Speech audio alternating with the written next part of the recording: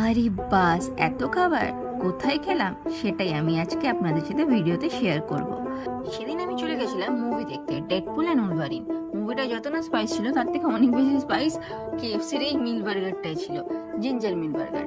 আর আপনাদের তো কাউকে কিছু বলতেই হবে না, আপনারা সবাই কেএফসি খেয়েছেন তো সবাই জানেন ওয়ার্ল্ডস বেস্ট চিকেন হলো কেএফসি চিকেন। আমারও তেমন ওয়ার্ল্ডস বেস্টই লেগেছে। তারপরে আমরা জাস্ট বাঙালি থেকে নিয়েছিলাম chicken nuggets, only just ₹99 guys, only just ₹99।